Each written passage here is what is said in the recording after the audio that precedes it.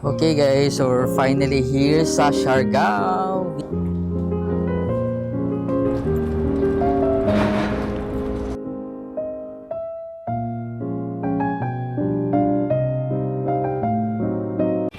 Okay, hello guys. So right now natadiri karon sa sige inimat sa Surigao and padulong nami og Siargao. Magsakay rami og fast truck na schedule. So ibili na lang namo ang amo ang van kay unya pang 10 AM pag so sayang man ang oras, so na-schedule ng 6:30, so nag-una na lang ni. Guys, so these are the rates, no, just in case magdadala kayo ng mga cargo vessel, yung mga ganon. So ito yung updated na rates: motorcycle, tricycle, Roro. Ito naman yung cargo, passenger terminal fee. Okay, ano lang yan.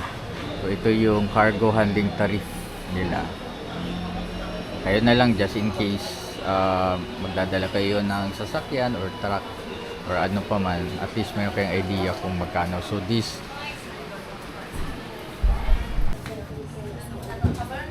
okay, dito pala guys, so kailangan nating iwan yung ating mga so parang airport na rin, no? Okay, lahat ng gamit, ano pa bang naiwan? Wala na, relo. Okay, so lagay na natin.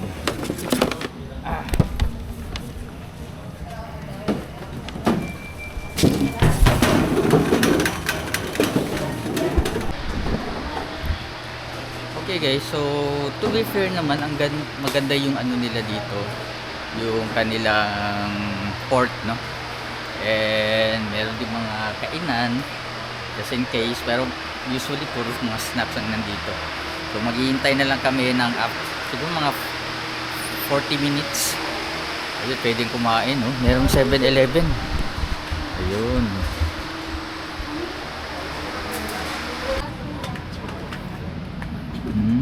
So ito pala. Okay. Good morning. So ito yung ano guys, dito sa Surigao. Ang ganda pala ng ano nila dito guys, ng kanilang port dito. Ma-appreciate mo talaga. And makikita natin dito yung so again guys, ipapaano ko lang kung just in case magdadala kayo ng van. Hindi ko mag-gets yung van kasi ang schedule would be 10 AM pa. But kung magpapassenger lang kayo, pwede na kayong mauna ng 6:40. O medyo maaga pa naman, pero I think para mas maaga. And naka fast track. Fast track ba yun? Fast cut yung sasakyan namin. So mas mabilis compare sa yung sasakyan ng Roro. Ang pagkakaalam ko dito is around 4 hours daw yung biyahe kung regular, no, na Roro. So medyo haggard yun. So mabuti na mauna lang kayo, no? Oo, so just in case magdadala kayo ng mga sasakyan, yun yung magiging ano natin sitwasyon. Makikita nyo dito from here, makikita nyo yung napakalinis na port dito nga sa Surigao, papunta ng Siargao.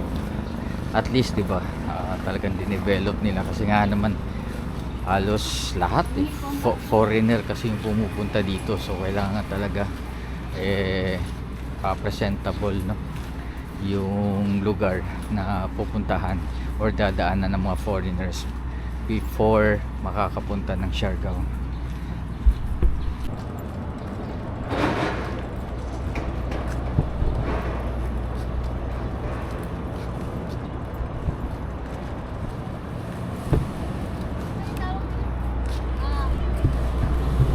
So from here guys, makikita na natin yung iba't ibang Roro dito sa Surigao.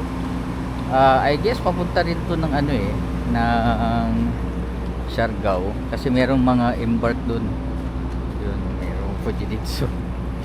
And dito yata sasakay yung yung mga sasakyan, no? Pero kapag gusto nyo na mas maaga na makakapunta sa Siargao at ayaw nyo masayang yung oras nyo, dito na yon sa kanilang fast cut. Fast cut. So yan, ganda, sarap ng simoy ng hangin.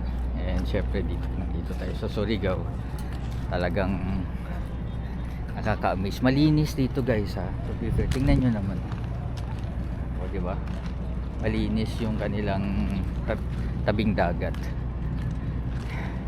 At syempre ang pangunahing pamumuhay dito sa Surigao ay pangingisda, and syempre yung turismo, no? Isa rin ang turismo kasi bahagi rin ng Surigao ang Siargao eh. Ayun. Okay, so ito yung sasakyan namin pupunta ng Siargao. Ayun.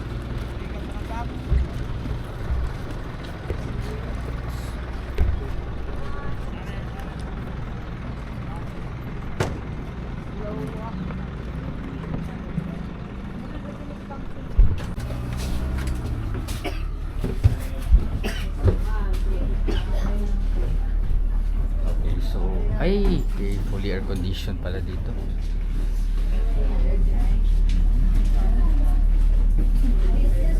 Ito yung mga upuan. Okay naman.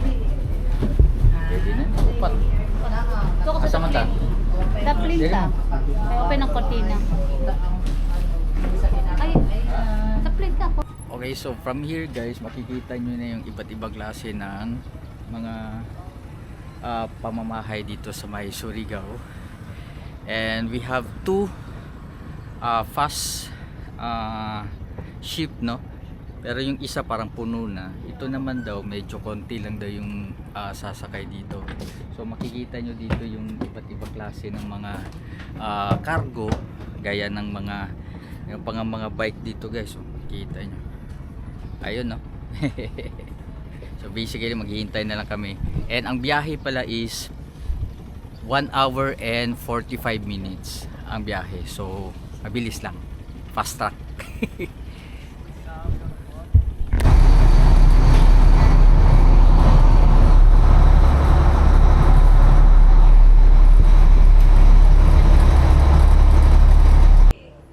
Hello Sabel, how's your experience? Was very far, but I still had an enjoyable moment of the scenery here in Surigao, and I'd say it's worth the time. How about your kuya? Okay, so we have still 15 minutes bago mag-depart tong fast cut, and we are so excited. Hindi pa masyadong puno kasi maaga masyado, no? But on time talaga yung ang nila paglarga. And maganda lang dito kasi meron talagang security, no? Every time na merong umaalis na, no? So makikita nyo dito guys, wala pa masyadong tao, kami pa lang. So yan, so excited. Okay, so exactly 6:43 ay umandar na yung makina ng speed cut. Ibig sabihin ay papunta na tayo, no, sa Siargao. Pagkakaalam ko ang pangalan doon is Dapa. Hindi ako sure, pero Surigao to Dapa, Siargao. So yes, this will be our first encounter doon nga sa Siargao. So I'm so excited.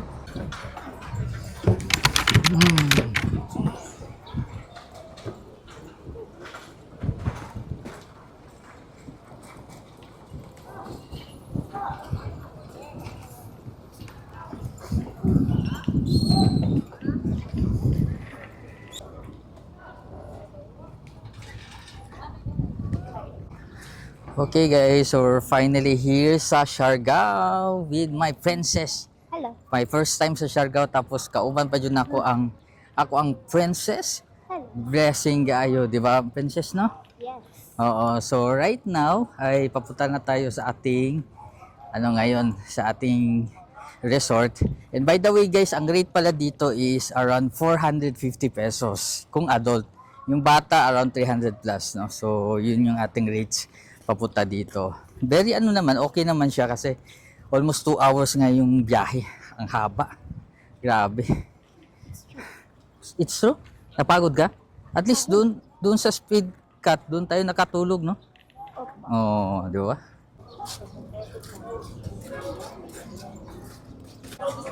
So, may bayad. Magkano ang bayad? So, kailangan daw magbayad muna. I think ito yung yung environmental fee. No? So, I don't know kung totoo. Environmental fee. So, right now, makikita na nato ang laing-laing mga motor, ha? Sakay mo? Oh, pero naku, ikaw ba? Oh, I don't know, asan na sila? Na. Ilang bayad? 30 isa. 30 pesos isa. mo, ma'am? Okay ka mo pagsakay sa tuyo. Okay guys, so right now instead of itong mga tuk-tuk, sasakay kami ng multi cab yata.